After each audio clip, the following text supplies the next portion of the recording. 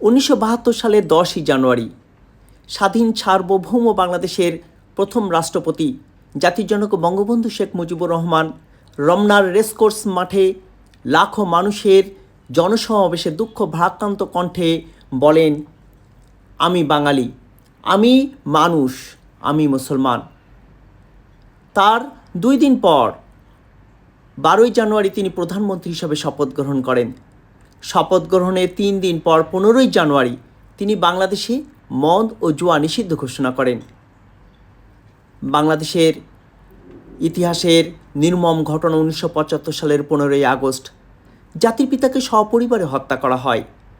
তার তৎপরবর্তী সামরিক সরকার জিয়াউর রহমানের সরকার আবার বাংলাদেশে মদ ও জুয়াকে আবার বৈধ ঘোষণা করেন, লাইসেন্স প্রদান করেন, ব্যবসা বাণিজ্য করবার সুযোগ করে দেন। এই হচ্ছেন আমাদের বঙ্গবন্ধু শেখ মুজিবুর রহমান। তার শাসনামলের মাত্র 3.5 বছরে তিনি বাংলাদেশের ইসলামের খেদমতে, মুসলমানদের খেদমতে তিনি কাজ করে গেছেন। তার আমলে বাংলাদেশে হাজার হাজার মসজিদ মাদ্রাসা তৈরি হয়েছে। মসজিদ মাদ্রাসাগুলোকে নিয়ন্ত্রণ করবার জন্য ইসলামী ফাউন্ডেশন তিনি তৈরি করে দিয়ে গেছিলেন এবং টঙ্গীর তুরাগপাড়ে সেই সময় বিশ্ব ইজতেমার জন্য তিনি জায়গা বরাদ্দ করে দিয়েছিলেন।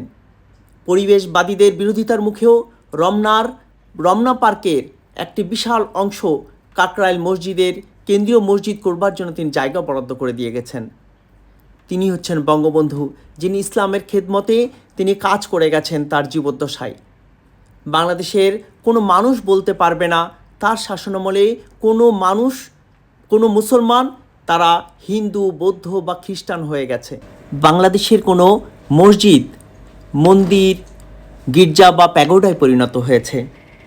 হে বাংলার জনগণ, হে বাংলার মানুষ, হে বাংলার মুসলমান, হে বাংলার আগামীর প্রজন্ম, তোমরা ফিরে আসো সত্য সুন্দরের পথে, ফিরে আসো মুক্তির পথে, ইতিহাসের পথে, মহান মুক্তিযুদ্ধের চেতনায় স্বাধীন সার্বভৌম বাংলাদেশের পথে। তিনিই আমাদের অভিভাবক, তিনি স্বাধীন বাংলাদেশের মহান স্থপতি, মহান নেতা, জাতির জনক বঙ্গবন্ধু শেখ মুজিবুর রহমান। বঙ্গবন্ধু মানেই বাংলাদেশ। আসুন সকলে মিলে সুখী সুন্দর স্বপ্নের সোনার বাংলাদেশ গড়ে তুলি। জয় বাংলা, জয় বঙ্গবন্ধু।